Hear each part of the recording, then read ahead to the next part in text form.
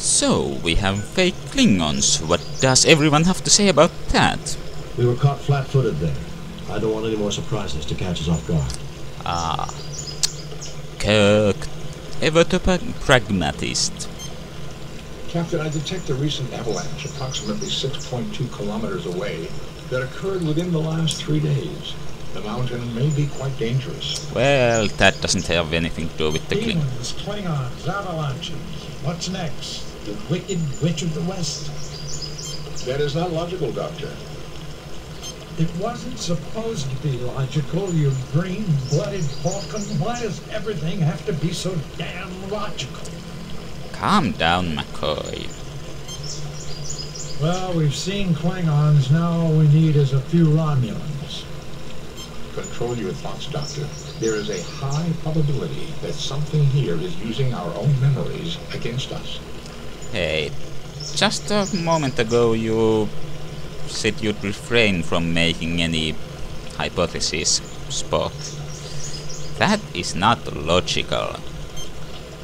I guess this isn't such a great planet after all. Well, one of the so-called Klingons popped an hand off, sorry. It's the Klingons' detached hand. Analysis, Mr. Spock? This is a detached hand with some kind of circuitry in the palm, Captain. Well, let's take it along, shall we? We take the Klingons' detached hand. By the way, how's everybody looking? James Kirk filled with a premonition of more dangers yet to come. Ensign Everett seems to be rattled by the attack of the Klingons. Dr. McCoy is still hoping the cold winds that whip around Mount Idle will soon die down. Yeah, fat chance, but... Whoops. Your Vulcan science officer seems to be lost in thought, but remains alert. Whoopsie-daisy. Forgot. What the hell?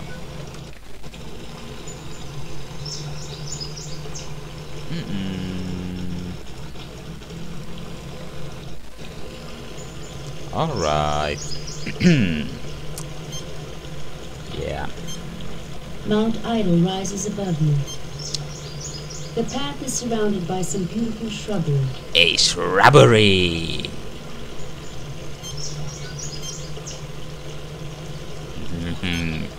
Must not make Monty Python joke. Now... Mine entrance. Idle Mountain.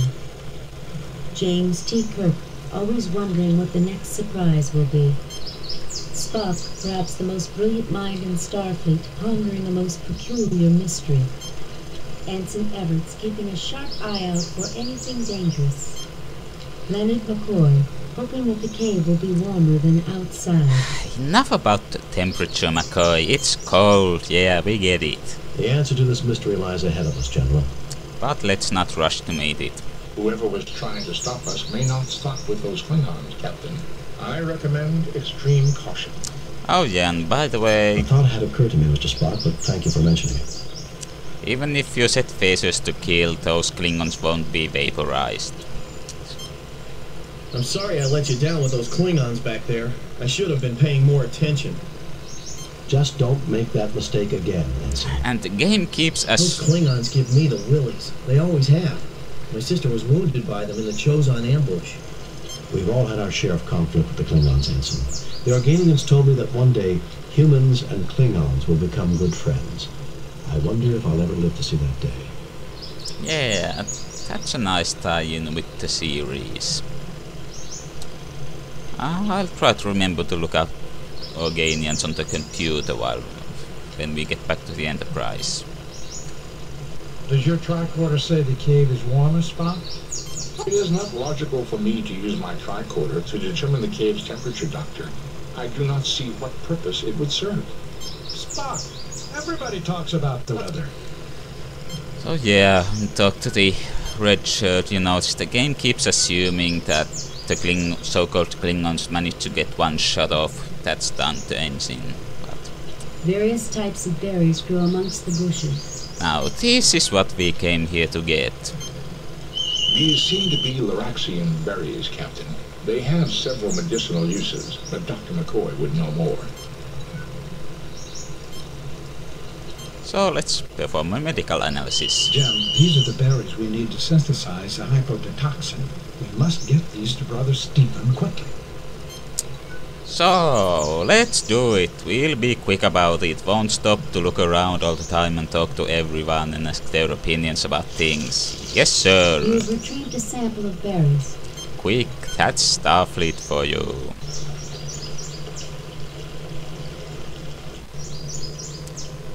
Now, we can't use berries as in their raw form. We'll have to go to this other place here. Now, I never dreamed that Starfleet would be interested in my discoveries, Captain. But our God often surprises us. now here we have the necessary equipment. An antiquated molecular synthesizer sits in the corner. Now, may you perhaps instruct us? The settings on the Yardak controller have already been adjusted. Now simply place the berry in the machine and the hypoditoxin will be synthesized. Let's do that then. Or McCoy does it. The machine synthesizes a quantity of hypoditoxin. We've got to get this to Brother Chubb as quickly as possible, Jim. Chubb? That's his name? Chubb? Well, surely these religious types wouldn't be as petty as to make fun of his name. Looky, you religious nutcases, I have a magic potion. It's going to heal your body right up.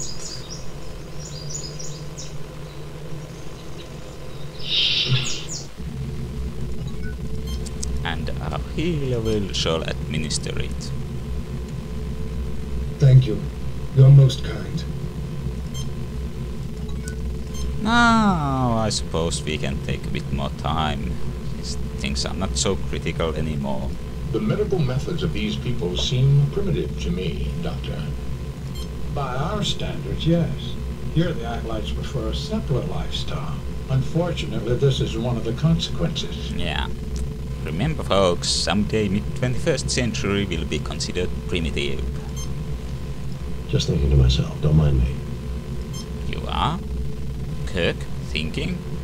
You know, Jim, they can take a captain out of a starship, a science officer out of his lab, but you can never retire a doctor. Not the good ones, that's for sure. My mom wanted me to become a doctor. Honest. But I hated my biology classes. So did I, but I became one anyway. That is not logical, Doctor. Neither was some of my professors. Okay. Well, some university professors can be quite quirky. My Uncle John lived with the acolytes a long time ago. He died in their service helping plague victims on New Ontario 6 20 years ago. The acolytes did a lot of good work for the needy in this quadrant. It will be good to help them for a change. Now we've healed this guy up, so of course it is our right to bother him with questions. I headed up the party that sought to rescue Brother Candry. Without warning, the demons appeared and attacked us as we approached the mine. Can you tell us what they look like? Like the demons that have plagued devout folks since before our people left the earth. Huge, muscular demons with ruddy skin, truly the manifestation of evil, with bat wings, horns and talons and a pointed tail. God preserve us all. One tore open my arm and I surely would have perished, but for my companions who bore me back down the mountain. That's nice and Christian for you. The demons didn't follow you? No. The Tellarite appears completely at home surrounded by humans, but the wrinkle on his brow indicates a great deal of worry. Well... The alien's life signs seem stress elevated. Otherwise, he appears fundamentally healthy. The man seems worried and stressed, but all body functions appear within normal limits. The man is suffering moderately from the effects of his age, but seems healthy, alert, and in fine spirits. Okay, what is... Boxes of supplies and mining equipment litter the floor. Now, Trigod allows us to peek into other people's possessions, so let's do that. I detect various pieces of mining equipment, but nothing of note. Ah, that's boring. You sure you don't see any raunchy wood prints there, Spock? I guess not. Interrogation shall continue next time.